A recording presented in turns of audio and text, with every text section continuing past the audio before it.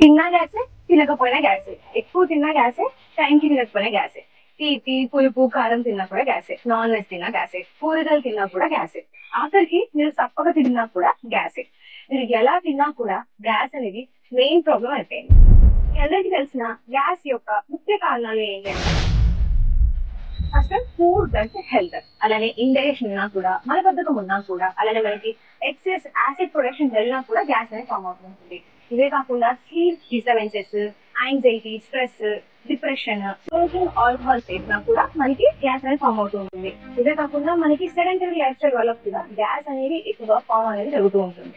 మనం ఏం చేస్తుంటాము అంటే గ్యాస్ ఎలా వస్తుంది ఏంటి అని కన్సిడర్ చేసుకోకుండా కేవలం ఒక టాబ్లెట్ యూజ్ చేసి ఉపశమనాన్ని మాత్రమే పొందుదాం అనుకుంటూ ఉంటాము. కానీ మీరు ఇలానే కొద్ది కాలం టాబ్లెట్స్ యూజ్ చేయడం వల్ల మీకు న్యూట్రిషన్ డెఫిషియన్సీ, అలానే B12 అబ్సర్ప్షన్ తగ్గిపోవడము, మెగ్నీషియం లెవెల్స్ తగ్గిపోవడము, బోన్ డెన్సిటీ కూడా తగ్గిపోతున్నాయని చెప్పి ఎన్నో రీసెర్చ్ పేపర్స్ లో ప్రూవన్ అయ్యింది. సో దీనికి శాశ్వత పరిష్కారం ఏంటి? Doctor Manivala, doctor of naturopathy and yoga. చాలా మందికి న్యాచురోపతి కానీ గ్యాస్ కి కేవలం లెమన్ వాటర్, జీరో వాటర్ మాత్రమే అనుకుంటుంటారు. కానీ అసలు న్యాచురోపతిలో ఎలాంటి ట్రీట్మెంట్స్ తీసుకుంటాము అంటే కోలన్ హైడ్రోథెరపీ. సో ఈ కోలన్ హైడ్రోథెరపీ ఏమవుతుందంటే మనకి కాన్స్టిపేషన్ అనేది క్లియర్ చేస్తూ ఉంటుంది. సో ఇది క్లియర్ చేయడం వల్ల మనకి ప్రతి ఒక్క పీరియడ్స్ బ్యాలెన్స్ మెయింటైన్ అవుతుంది. ఇంటెస్టైనల్ మొటిలిటీ అనేది ఇంక్రీజ్ అయ్యి ఈజీగా ఇండైజెషన్ ప్రాబ్లమ్స్ తగ్గించి దాంతో పాటు గ్యాస్ట్రైటిస్ అనేది తగ్గిస్తూ ఉంటుంది. క్రియాస్ కూడా గ్యాస్ కి చాలా బాగా ఉపయోగపడుతూ ఉంటుంది అన్నమాట. మెయిన్ గా వాహన క్రియ అనేది.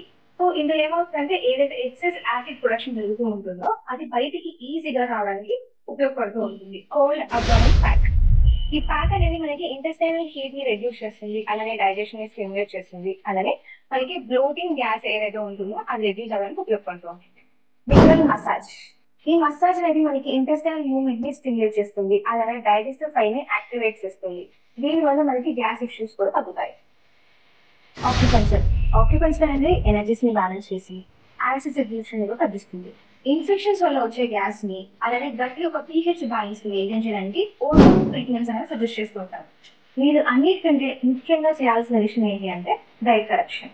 ఒక ఫిక్స్డ్ డైట్ ప్లాన్ అనేది అందరికీ సూటబుల్ అవ్వదు. అందుకే మన ఆశ్రమంలో స్పెషల్ గా కస్టమైజ్డ్ డైట్ ప్లాన్స్ అనేవి ఉంటాయి. ఫర్ ఎగ్జాంపుల్ మనకి ఒక్కొక్క బాడీకి ఒక టైప్ ఉంటుంది. సో వాత, పిత, కఫ. సో ఎవరికైతే ఏ తత్వం అనేది ఎక్కువ ఉంటుందో దాన్ని బేస్ చేసుకొని డైట్ ప్లాన్ అనేది ఇస్తుంటాం. దాని వల్ల మనకి బెస్ట్ రిజల్ట్స్ అనేది చూడవచ్చు. మన ఆశ్రమంలో న్యాచురల్ తో పాటు ఆయుర్వేద, హోమియోపతి కూడా కాంబినేషన్ ట్రీట్మెంట్స్ అనేది ఇస్తూ ఉంటాం. సో మీరు కనుక గ్యాస్ట్రైటిస్ ని పర్మనెంట్ సొల్యూషన్ ఇవ్వాలనుకున్నట్లయితే స్వస్థ వైష్ణవ్ కేర్ ని కన్సల్ట్ అవ్వండి.